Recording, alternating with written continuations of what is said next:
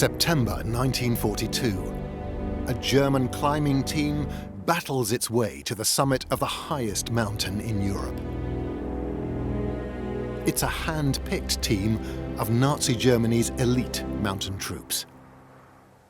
They raise the Nazi war flag on the summit of Mount Elbrus in the Caucasus Mountains, deep inside the Soviet Union. It's a decisive moment in the war. I think people really did think that the Germans had everyone on the run in the autumn of 1942. If you look at the huge strides they make in the Caucasus and down into that part of the southern USSR, it looks like it's completely one-way traffic, absolutely.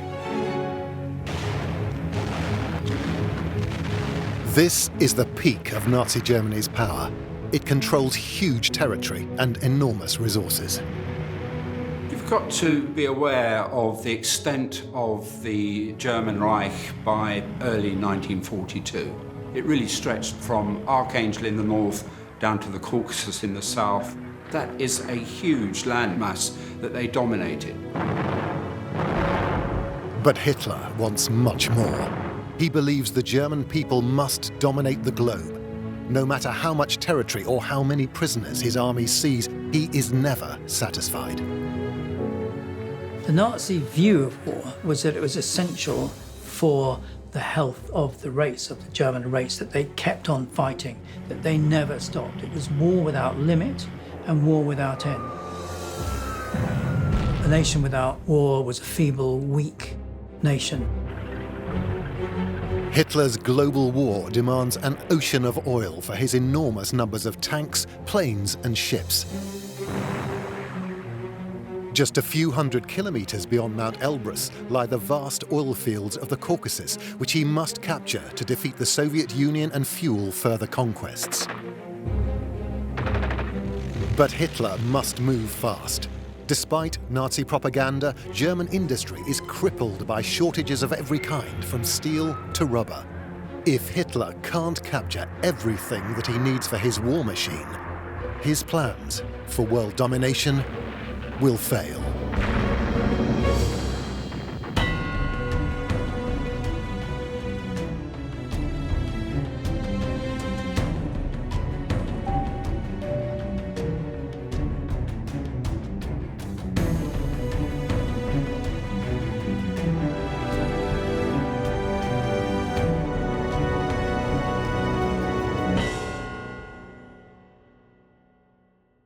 In 1924, Adolf Hitler is in jail. His attempt to seize power here in Munich the previous year failed dismally. Forced out of politics, he turns to writing. In his book, Mein Kampf, he creates an extraordinary vision of how he plans to turn Germany into a global power. But to create world-beating armed forces, Germany needs huge resources. Hitler's plan is simply to steal them, especially from the countries which lie to the east of Germany. If Germany is going to survive, then it needs to get resources from elsewhere. If it can't get those resources peacefully, then we have to get them by military might. Hitler believes that the land and resources of Poland and the Soviet Union are the German people's by right, but he can only gain this Lebensraum, or living space, by conquest. But at the end of the First World War, Germany was virtually disarmed and its military industries crippled. So when Hitler comes to power, war seems impossible. Muss man sagen, dass Deutschland eigentlich Stand 1933. In 1933, Germany no longer really had an armaments industry. There was a small army from the Weimar period, but it had no tanks, there was no air force, and the navy had been frozen at a very low strength throughout the Weimar period. As for arms factories, they actually didn't exist at all. Also, die Betriebe existierten eigentlich auch nicht. However, Germany's armed forces are not idle. Despite restrictions imposed by the Allies, they're working in secret to rebuild their combat power. They have plans for a rapid military expansion. In the 1920s, the Reichswehr had already trained its men one level above their actual rank. So this helped to increase relatively smoothly, despite many problems, the increase of the army from a small force of 100,000 to 4.5 million. The Weimar's army, the Reichswehr, always accepted that it was a transitory force in the sense that it sought to expand in the future and knew one day it would. They were forbidden an air force, they were forbidden a major navy, and they were forbidden tanks. That meant, of course, they had to think outside the box, and that meant they were more open to technological solutions to their problem.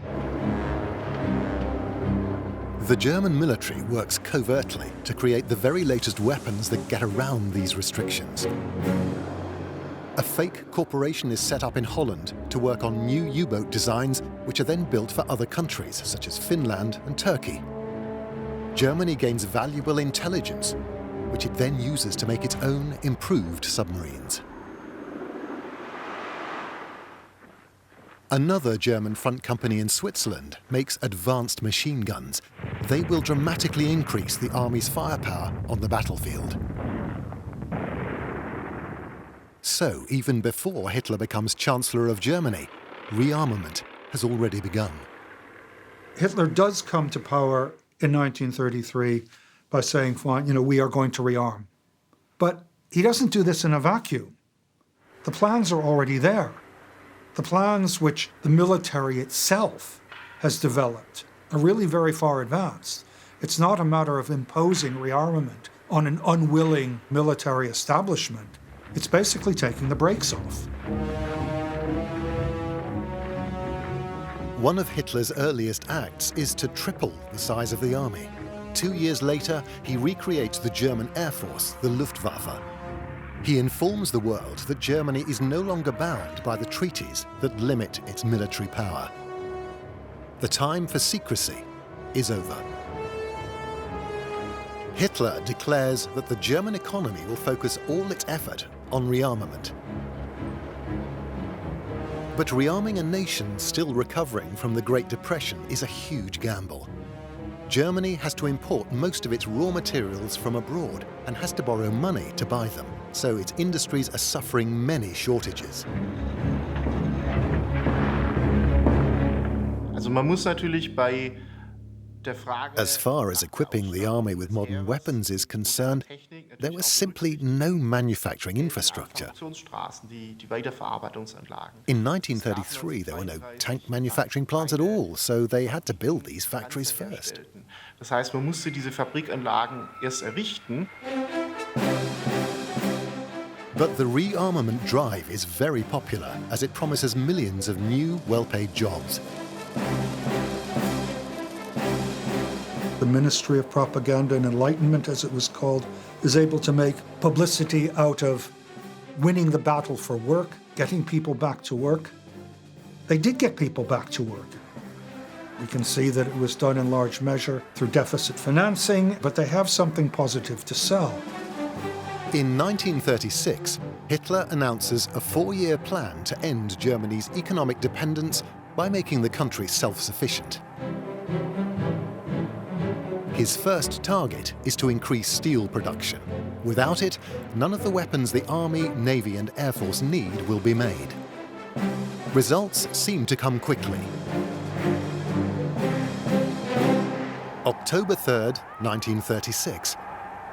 Adolf Hitler witnesses the launch of the Scharnhorst. At 38,000 tons, it's by far Germany's mightiest warship. Its first new battleship since the First World War.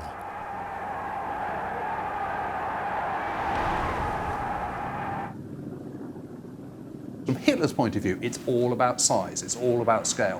Where's the fun in smashing a champagne bottle against the hull of a U-boat? Massive, great battleship bristling with huge guns. Then that's something he can feel proud about. The Scharnhorst is just the first of Hitler's new battleships. In the pipeline is its twin sister, the Gneisenau. Later, 2 even bigger battleships are launched, the Bismarck and the Tirpitz. At 50,000 tons each, they are among the largest battleships in the world. Hitler wants a navy that can challenge Britain's control of the seas. He is determined to avoid what happened during the First World War, when a naval blockade closed Germany's ports, starving it into submission. But there's a fatal flaw. Germany simply does not have enough resources to build a fleet anywhere near the size of its enemies. The master plan to create a huge surface fleet is one of the most insane decisions that the Nazis ever make. I mean, it makes no sense on any level whatsoever. What they have is a very, very small navy. They have very, very low resource capacity. They have huge demands for iron ore and steel and so on, which they are using to build up their aircraft, the Luftwaffe, to build tanks, guns, and all the other stuff to have a large army. What you absolutely don't need to do is to be sinking vast resources into a surface fleet of mighty battleships, which frankly are still going to come massively short compared to the Royal Navy and indeed the French Navy. And that's before you sort of start comparing it with the US Navy. When the war begins, Britain's Royal Navy boasts 15 battleships, as does the US Navy. The French fleet has 7, Germany just 4, 2 of which are very old. So the German Navy is hugely outgunned, and Hitler's over-ambitious plan has also revealed major problems with the steel industry.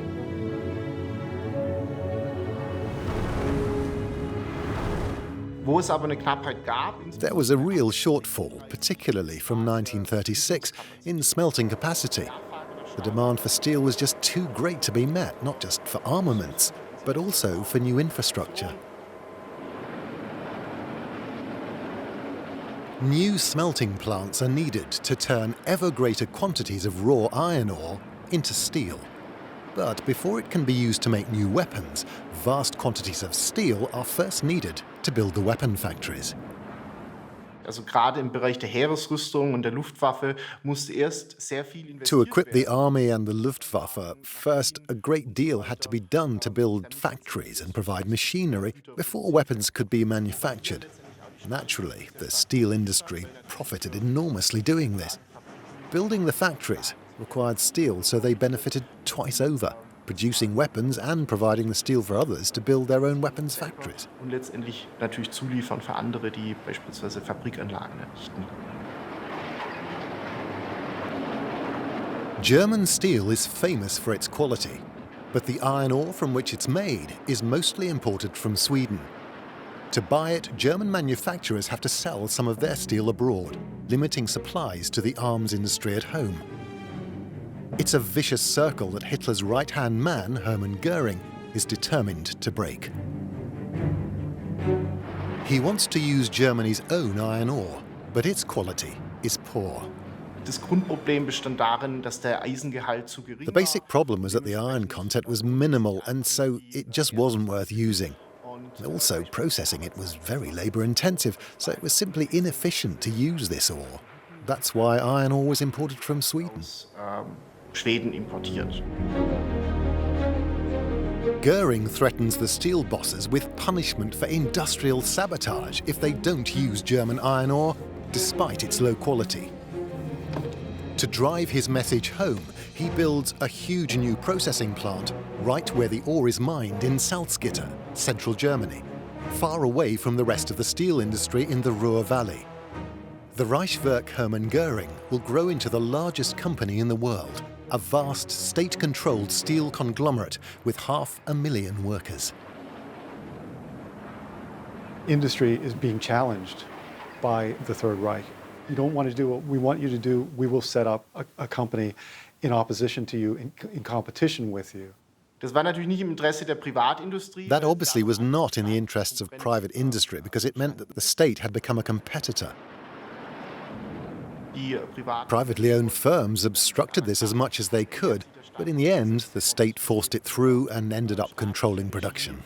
Letztendlich betrieben. But despite Göring's success, Nazi Germany never has enough steel for all its needs. It has to be rationed. Man hat versucht letztendlich den Mangel dadurch zu lösen, dass man Eisen und They Stahl. tried to cope with the shortage of iron and steel by allocating it to the most strategically important sectors, to building armaments factories or to production related to self-sufficiency, such as synthetic oil. Wie synthetische Mineralölerzeugung.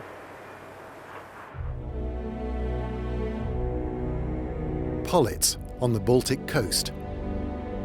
These shattered buildings were once one of the most important industrial sites in Nazi Germany. This huge complex was given very high priority for steel because it produced the most crucial resource of all: oil. The problem is that Germany has very little crude oil itself. It increases pretty dramatically during the Nazi period, but still minuscule compared to the needs of the country. With very little oil of its own, Germany's world-leading chemical company, IG Farben, tries to find a way to make it synthetically. In the 1920s, it makes a breakthrough, creating a process to make crude oil from coal. Using chemistry, you can make a substitute for oil from coal. This was really important during the war. The war would never have lasted until 1945 if the Nazi state hadn't been able to create fuel substitutes because it had hardly any natural oil supplies. Kaum Erdölvorkommen hatte. But just before IG Farben can go into full production, it suffers a major setback. The first commercial synthetic fuel plant in the world opened in 1927. And that's exactly the time when huge discoveries were made in Texas and Oklahoma. What happens then, because of the discovery of oil, because of the Depression, the price of oil collapsed. And therefore, it was completely uneconomic for IG Farben to produce these synthetics. But when Hitler comes to power, he makes IG Farben an extraordinary offer. He guarantees to pay the full market price for every drop of synthetic fuel oil it can make. For the Nazis, these subsidies are worth it, if they make Germany self-sufficient. The country's shortage of oil will be supplied from its abundant reserves of coal. 12 synthetic refineries are built. IG Farben chemists also develop another vital resource for German rearmament: an artificial rubber called Buna, also made from coal. It is needed for thousands of aircraft and truck tires, as well as millions of gas masks. It's also used in tank gun sights and watertight seals on U-boat hatches. German scientific skill is making Hitler's military build-up possible. I think they're absolutely essential for his ability to actually take the war beyond German borders. It was essential to have synthetic fuel. It was essential to have synthetic rubber. It's using the one thing that Germany has in abundance, which is coal, and ingenuity, which it has in abundance in that particular industry. There's no shortage of scientific brilliance, but German industry does lack coordination and planning. The Nazis' favorite industrialists get the best contracts, but they often waste money on pet projects. The whole structure of the Nazi state is one of private enterprise, infighting, divide and rule policy. Does not encourage mass production. So there's a lack of mass production, over-engineering, and a lack of focus on what was really required. Also man muss berücksichtigen, die Wirtschaft des Dritten Reichs war keine Planwirtschaft. It's important to realize that the economy of the Third Reich wasn't state-controlled like it was in the Soviet Union. In other words, private firms continued to own their own factories. The owners also ran their factories, and their goal was to increase profits. Naturally, that also meant their main motivation was not to produce as many weapons as possible, but quite simply, how can I maximize my profits? For me, the absolute classic example of misuse of resources is the Humboldt gas mask case. It's so iconic. It's when you look at German troops, whether it be in a commando comic, whether it be in a film, whether it be in black and white photographs, what you see is that cylinder stuck on their backside. It's grooved, it's got a little hinge on it, it's got a gossamer wire and a little case for extra lenses in it. It's totally over-engineered, it's completely pointless. What's wrong with a canvas sack? It's not just steel that gets wasted like this. Water canteens issued to millions of German soldiers are made from aluminium, even though it all has to be imported. And aluminium is desperately needed to make aircraft.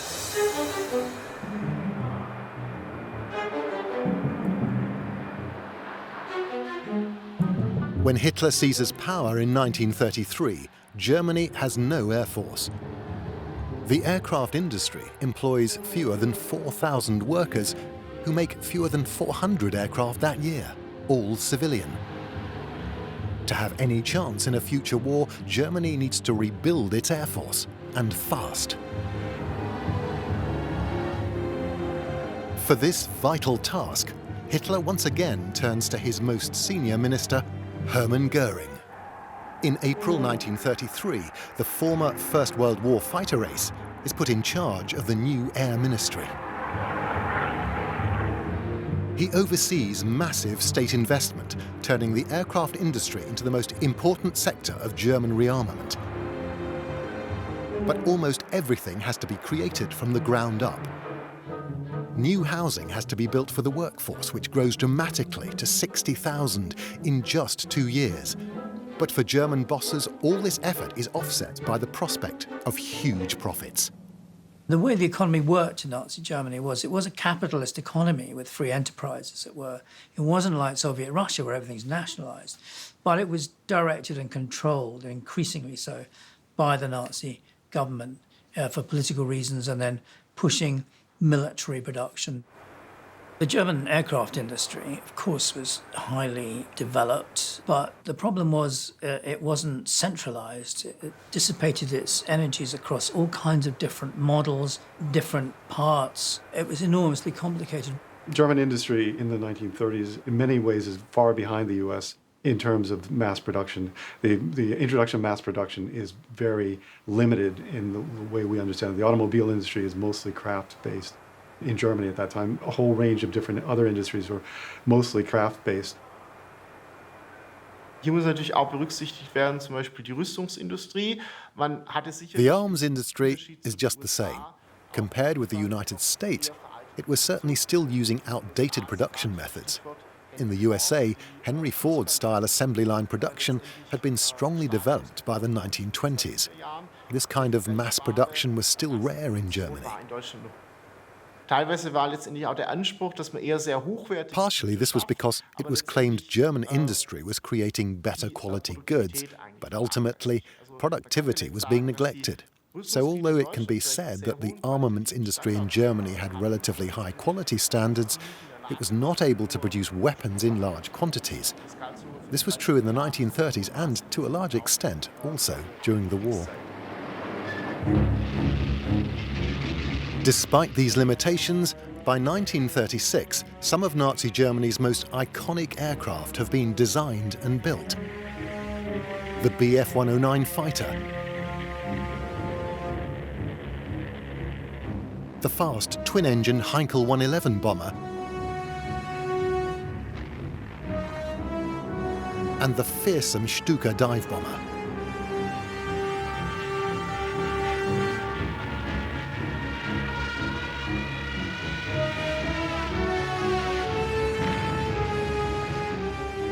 With these modern aircraft, the Luftwaffe can make up for the army's shortage of tanks and heavy artillery.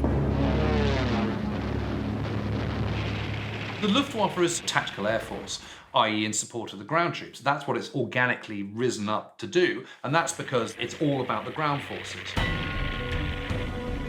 The Luftwaffe provided a shield for the ground forces so that the armored forces and the infantry could maneuver freely.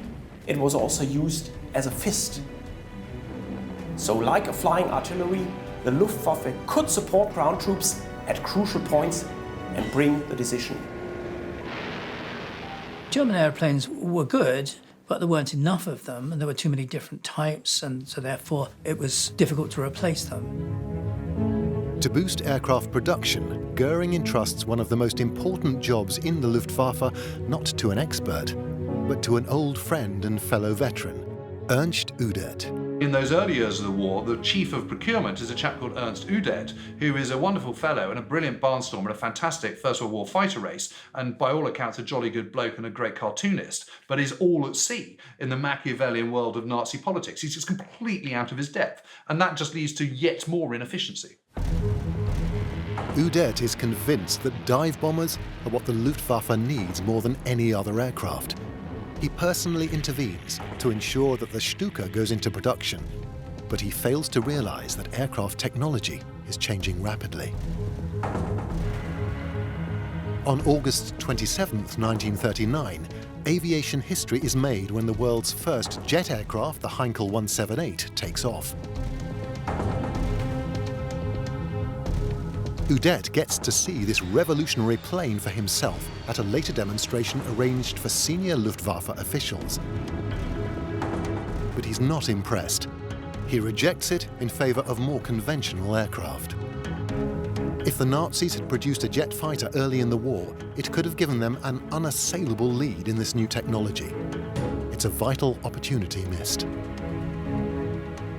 But Germany struggles to make enough of any kind of aircraft because of its chronic shortage of crucial metals, such as aluminium. Andere Beispiele sind zum Beispiel Kupfer. Other examples include copper, nickel, and other vital metals. The country was dependent on imports. Within Germany itself, there were very few deposits. For example, the country's copper deposits were very, very poor. From an economic point of view, it was not a good idea to exploit them. But they did it anyway, to enable at least some local copper production. But this required more and more labor and was relatively unproductive. But Hitler gets an extraordinary stroke of luck when the Spanish Civil War breaks out in 1936. Hitler joins in enthusiastically, claiming he just wants to help General Franco, a fellow fascist, protect Europe against communism.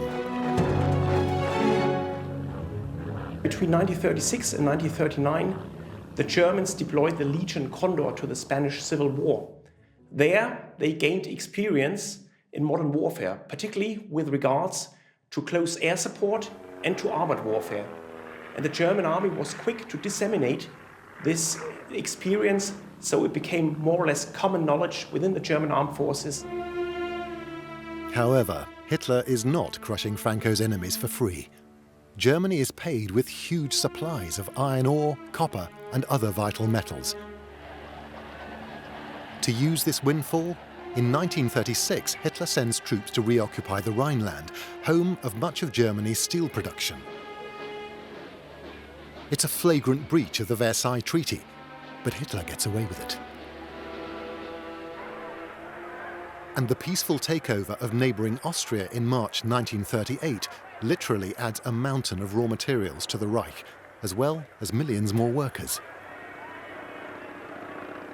Die Annexion Österreichs hatte für die Stahlindustrie insofern Bedeutung, dass The annexation of Austria was particularly important for the steel industry, as Austria had substantial deposits of high-grade iron ore.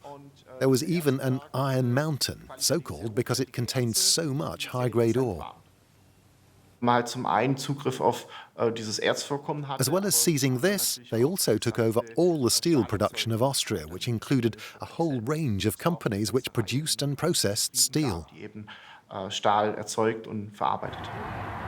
Czechoslovakia is Hitler's next target. First, he absorbs the ethnic German region, the Sudetenland. Then he seizes the rest of the country by force in March 1939. The extra manpower is welcome, but that's not all he's after. Well, the interesting thing about Czechoslovakia is that actually it's quite advanced militarily by the standards of the day. And particularly in that northern stretch, the Sudetenland, the German-speaking parts, are the Skoda Works. And the Skoda Works are already producing vast number of tanks, and pretty good tanks. I mean, they have a reputation as being armaments manufacturers. Absorbing these countries doesn't just deliver new military hardware. Germany also loots their central banks for vital foreign currency.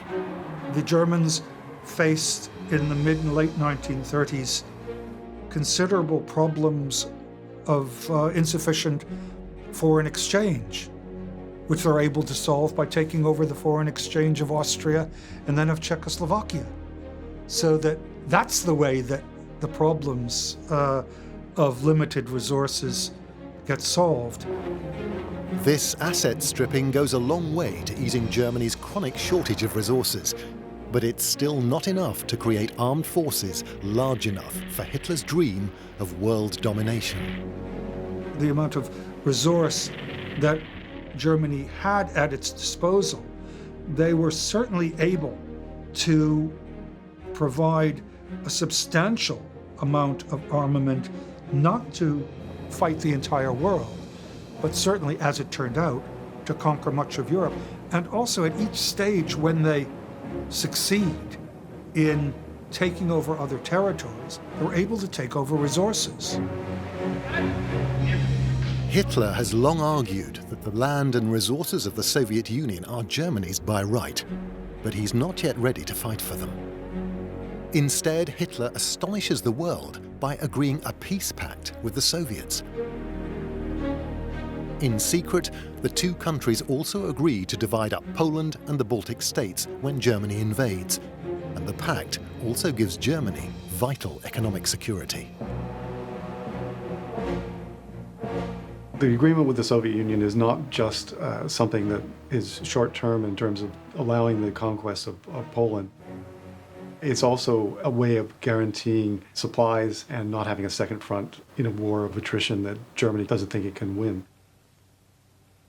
In return for technology advice, trainloads of oil, metals, and enormous amounts of grain begin to flood into Germany from the Soviet Union. Hitler has now achieved as much as he can through diplomacy, and the German economy is reaching a critical point. It can't just keep on making weapons forever. There's no question that the economy ramps up very rapidly into the late 30s, but there are severe problems there, and everyone recognizes that it was only a preparation for going to war to get resources somewhere else to feed that economy. So it was approaching its limits, really, mainly in terms of raw materials.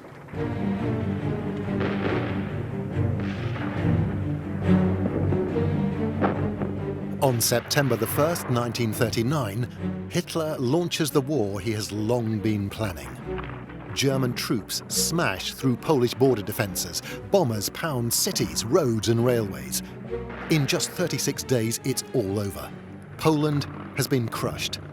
It's a stunning victory. But the parades and propaganda films conceal the truth about Germany's readiness for war.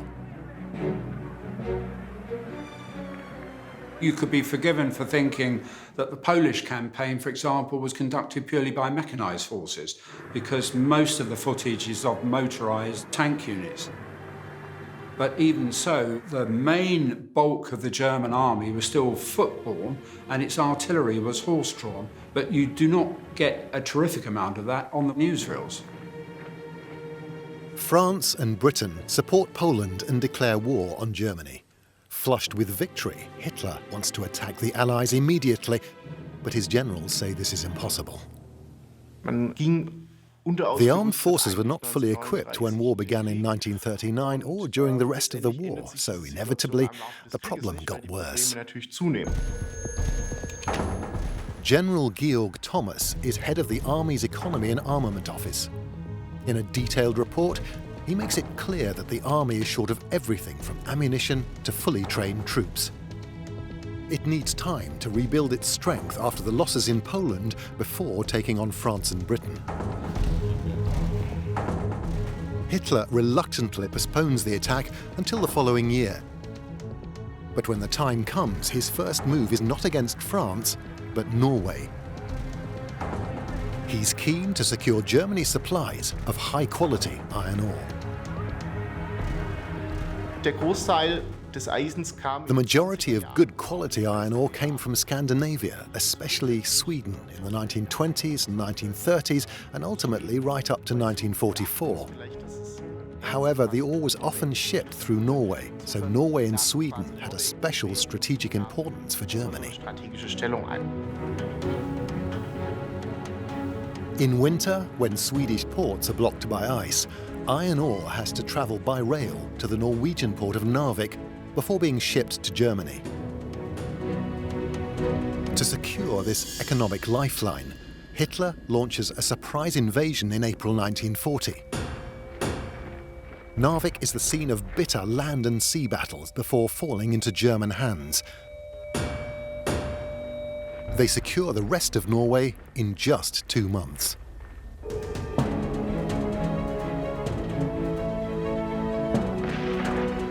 The invasion of Western Europe is just as rapid. German panzer divisions smash through the defences of France and the Low Countries.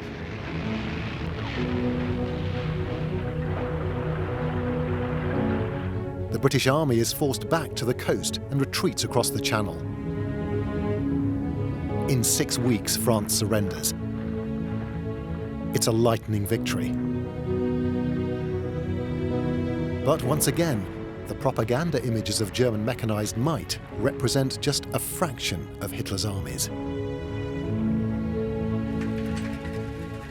The truth of the matter is, the spearhead of the Blitzkrieg, particularly when you're looking at the fall of the West, France and the Low Countries in 1940, only 16 of the 135 divisions they use are mechanized, of which only 10 are panzer divisions. So that gives you an indication of just how under-mechanized they are. And much of this military equipment is not German-made, but looted during Hitler's earlier land grabs. The invasion of France was successful not least because the Germans had access to a lot of military kit that they were able to take from Czechoslovakia, which they took over in 1939. Speed and brilliant tactics allow German forces to defeat its much more powerful opponents. This is the kind of war its armed forces are designed for. They can defeat their enemies before they can bring their much greater military resources onto the battlefield.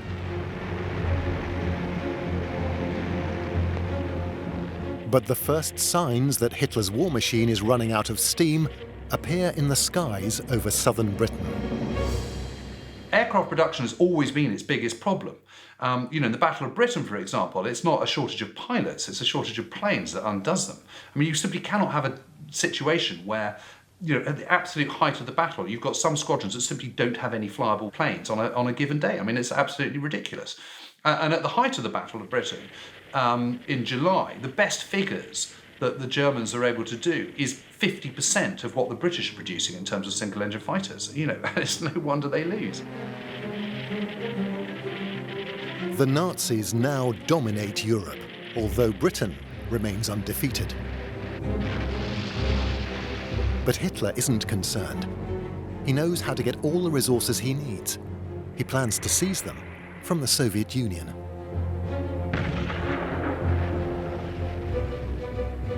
Clearly, the desire for more control of raw materials, oil as well as other things, is driving a lot of the military policy and the decision eventually in 1941 to go to war against the Soviet Union.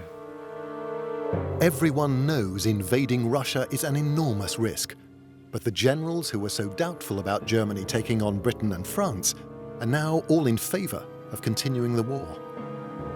Hitler's victory parade after the fall of France made a big impression on both them and German society. So maybe this man is unusual, maybe this man is different. And so with Barbarossa, they go in with the benefit of the doubt. Hitler had made it work so far, why shouldn't it happen again? But one military man disagrees. General Thomas prepares another report. It reveals that the army only has enough fuel for 2 months of campaigning and that its artificial rubber tires will not survive Russia's harsh conditions. Goering refuses to pass the report on to Hitler.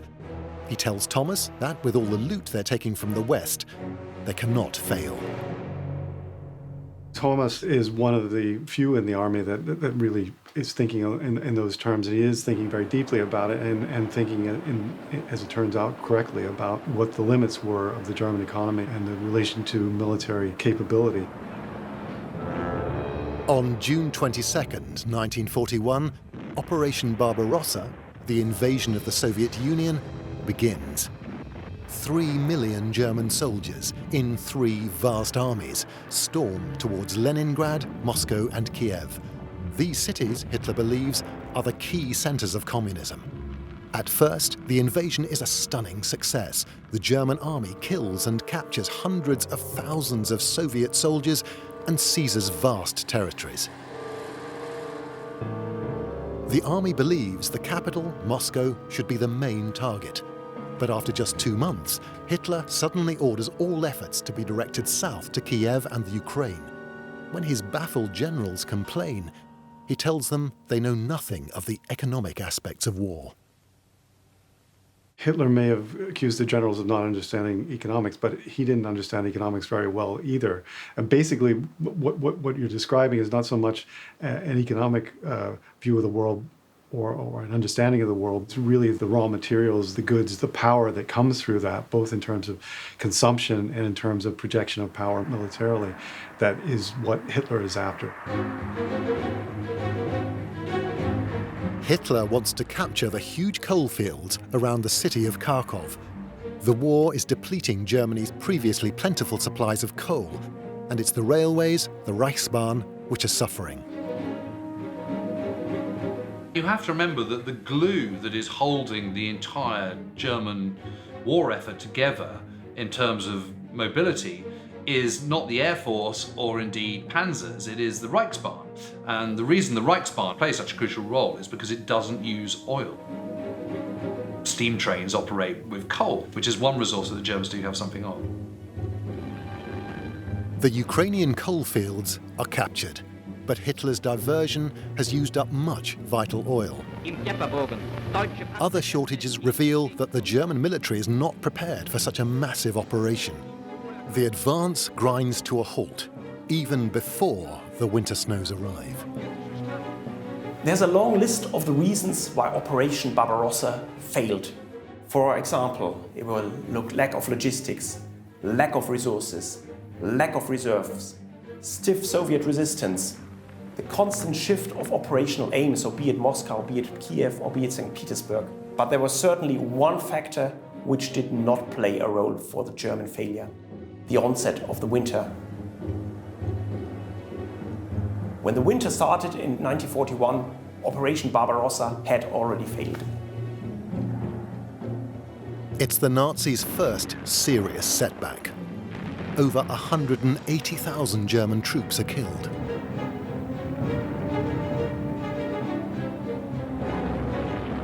The Luftwaffe also suffers heavy losses in both pilots and aircraft, which it's struggling to replace. The Luftwaffe is a symbol which epitomizes all that is successful and brilliant about the German armed forces.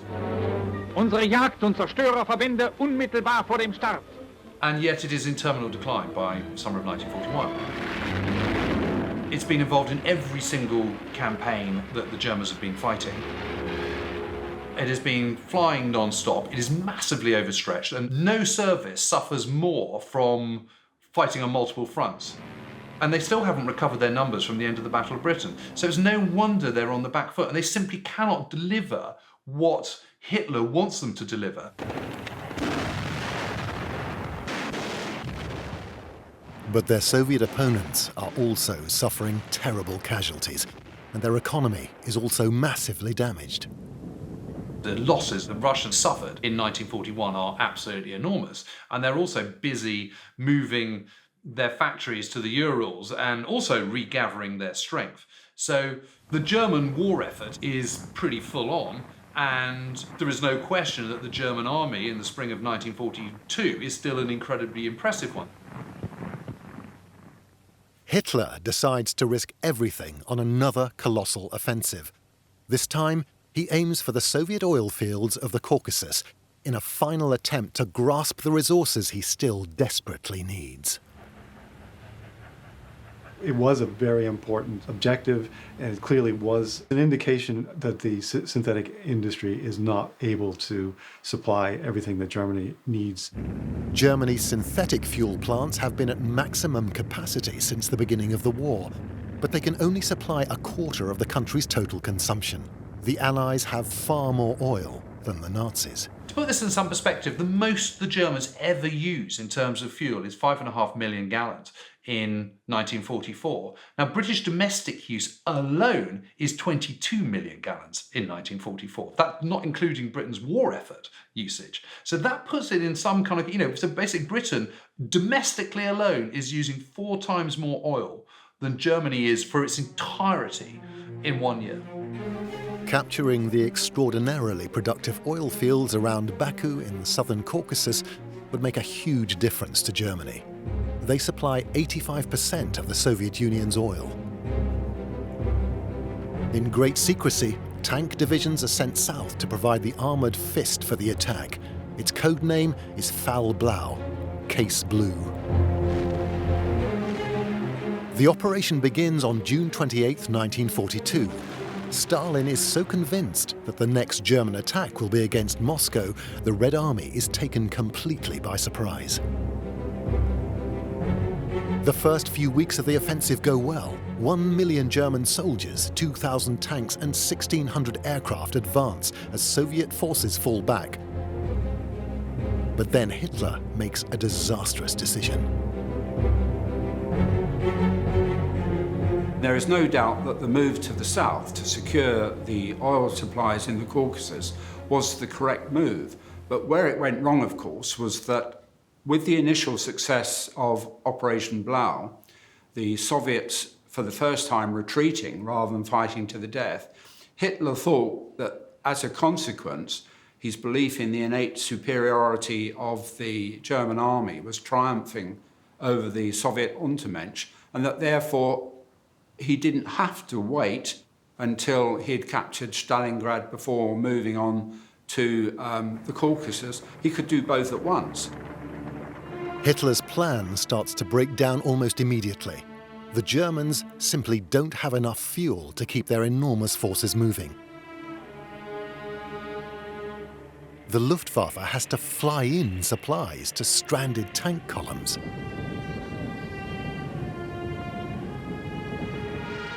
On August 9th, 1942, German troops achieve a small success when they capture the oil fields at Maikop on the Black Sea. But the retreating Red Army has wrecked the wells. German engineers can only get 70 barrels of oil a day out of the devastated facilities. The advance on the rest of the oil fields grinds to a halt. By October, even Hitler accepts they are out of reach. The Nazis' final resource raid has failed, but it probably never could have succeeded. The operation in the Caucasus in the summer of 1942 is a fool's errand, because what are they going to do even if they do get to Baku and the oil fields of Azerbaijan? How are the Germans actually then going to transport that oil once they get it and refine it and all the rest of it? Well, the way oil moves around the world in 1942, and in fact still does to this day largely, is by ship. Well, the Germans don't have any shipping, and even if they did, they wouldn't be able to move it because they wouldn't be able to get through the Mediterranean and past Britain all the way around to the Baltic and the North Sea to get to their ports. The only way that's going to move is by the railways, which are already completely overstretched and over capacity. So the idea that this is going to be their salvation is just never going to happen. The failure in the Caucasus is overshadowed by the disaster now unfolding at the other objective of Case Blue, Stalingrad. On November 19th, 1942, the Soviets launch an offensive to surround the German Sixth Army inside the city. The trap is closed in just 4 days.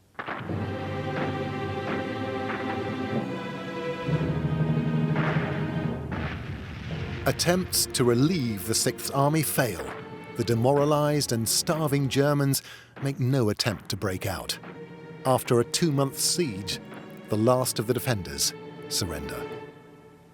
I think after losing the Sixth Army at Stalingrad, most rational Germans recognised the chances of winning the war outright were now ended. This was not going to happen.